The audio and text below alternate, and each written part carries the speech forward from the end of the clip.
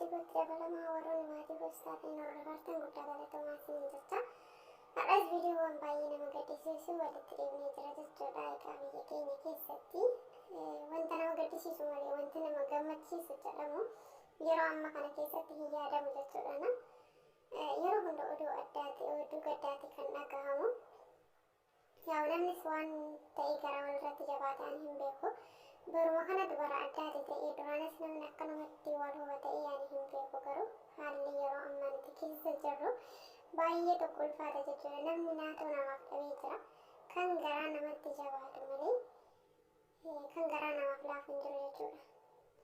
Yeroo ammaa kana keessatti bineensi waliif garaaraa fi dhalli namaa garaa walitti jabaachaa jira jechuudha. Yeroo bineensi foon bineensaa nyaanne keessatti dhalli namaa foon namaa nyaachaa jira. Baay'ee tokko nama gaddisiisu jechuudha.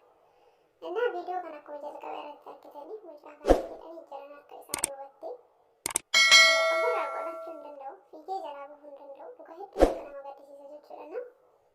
Haala kanaan erga harka isaa gara duubatti hidhanii booda mataa keessa isa tuman jechuudha. Ana kan dhibu keessaa kan viidiyoo waraabaa haala kanaan gadi lakkisan nuti ceeknaa ofiin jechuudhaaf immoo waan gaarii hojjenne jechuudhaaf immoo baay'ee tokko gara nama qabbeessa dhugaa dubbisuudhaaf jechuudha. Jireenyi hunduyyuu barama jireenya siqiqii ta'aa jira. Namni akkamitti bahee akka galuuyyuu of sodaachaa jira yeroo ammaa kana keessatti jechuudha. Maaliif gadi bahanii ol deebi'uun sodaa shakkii ta'ee jira waan ta'eef akkamitti akka bahan beekan malee akkamitti akka galan hin beekan. Maal akka ta'anis hin beekan immoo baay'ee ulfaata. Jireenya shakkii akka jiraatamu namoonni nu godhanii jiran jechuudha. Kan keessattuu naatoon namaa hin jirre.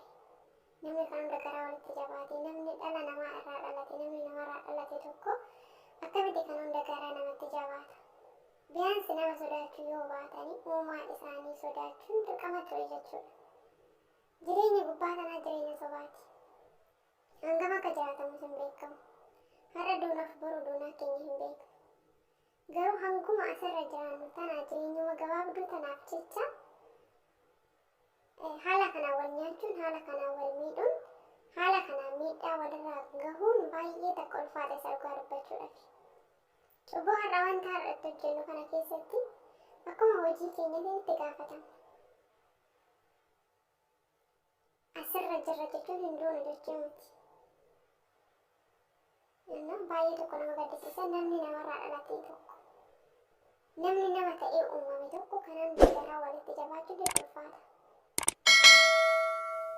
Jibbeensi nuti waliif qabnu biyya keessatti qofa osoo hin taane hanga biyya alaa darasii deeme biyya alaa darasiitti illee wal rukutu akkasumallee sadarkaa itti wal ajjeesu wal geessisee jira jechuudha.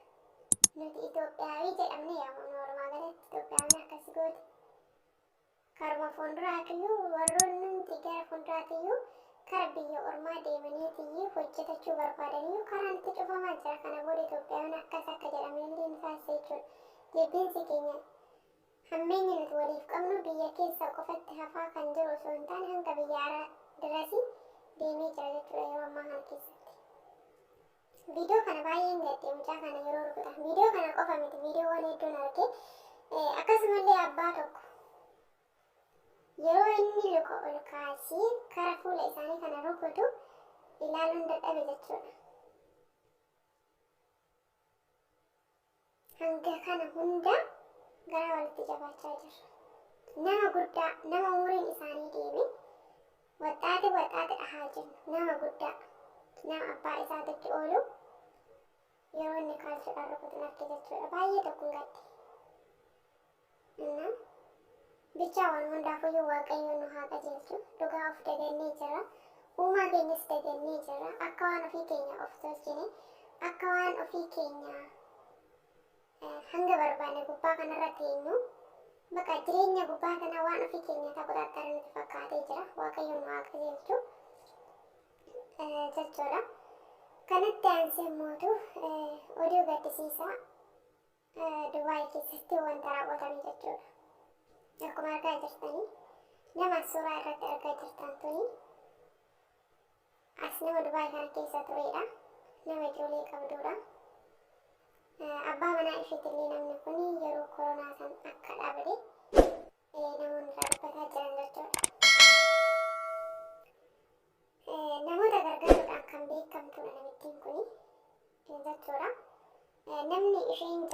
baasuudhaaf of biratti fidde yookiin gargaaruudhaaf of biratti fidde gargaarus ta'a gargaaramus ta'a kun walumaa keessaa inni isheen of biratti fidde nama kana albeedha waraantee lubbuu ishee baastee jirti jechuudha. Asuma biyya Dubaayii kana keessatti ganaa waan addaa dhaga'uudhaaf deemna biyya ormaa keessatti illee jechuudha. Biyya ormaa keessatti Itoophiyaawi wal ajjeestee jirti. Itoophiyaawiin akkas wal gootee jirti. Itoophiyaawiin wal rukuttee jirti. Ganaa seenaa garaagaraa dhaga'uudhaaf deemna jechuudha. Namoota homaa hin beekne illee sababa saniin akka ija diinatiin ilaalan nu taasisaa jiran jechuudha. Akkuma yaadatamu tanaan durallee nama wayii as Dubaayii keessatti baay'ee rukutanii miidhanii turanii jechuudha. Har'a ammootu nama kana mana ishee keessatti dhugaa hedduu akka nama gaddisiisa bara. Mana isaa keessatti namni gaafa ajjeefamu maal jechuudha. Nuti namarraa moo seexanarraa uumame kan nuti ajjeesuun suniyyuu. Namni tarii gaafa mana tokko keessa waliin jiraatu waliif garuu dhabuu danda'a. Yaada irratti walii dhabuu danda'a. Garuu immoo ajjeechaa namaa san nama hin geessisu. Nama deemuu hin danda'amu. Abbaan sun isaa jiraatu. Nutis bakka biraatitti hojjechuu ni dandeenya.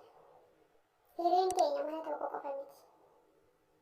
Macheem namni lafumaa ka'ee nama tokko ajjeesu rakkinni jiraachuu danda'a.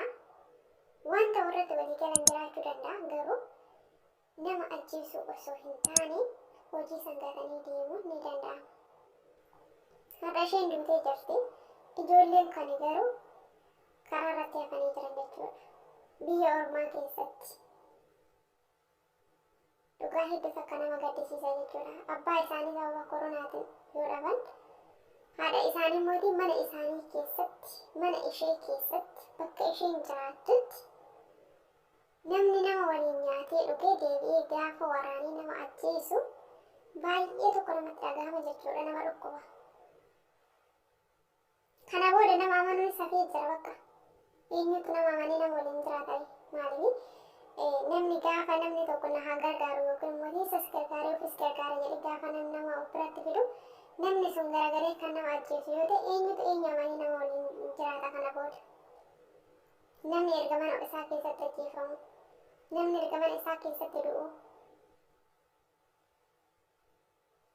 Namni kanan beeku wanjala hojjete yookiin nama waliin miidhe kan ajjeefamudha malee namni hojjettuu mana isaa tokko osoo mana isaanii keessa jirtu garagaltee nama san ajjeesuun baay'ee ulfaata.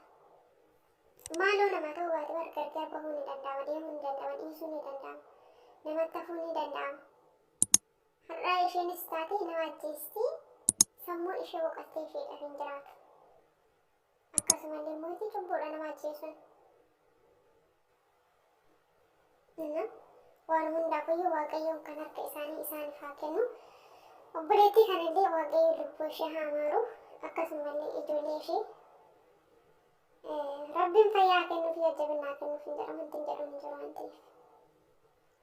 Innaa jibbinsi keenya hangana laga ce'ee jira. Biyya ormaa keessatti illee wal dabaddabuu irra darbee wal ajjeechaan gahee jira jechuudha. Hangam kan jiraannuuf waggaa meeqa kan jiraannuuf nama har'a agarre barbaadu deebinee argaa hin jirru bara. Nama kaleessa iftaan ilaalaa turre miidiyaa kana irratti bara namni suni du'ee jedhamee oduu gaddaa jedhamee nama sana argaa jirru bara. Idimeen teenyiyyuu gabaabdudha. Hangi nuti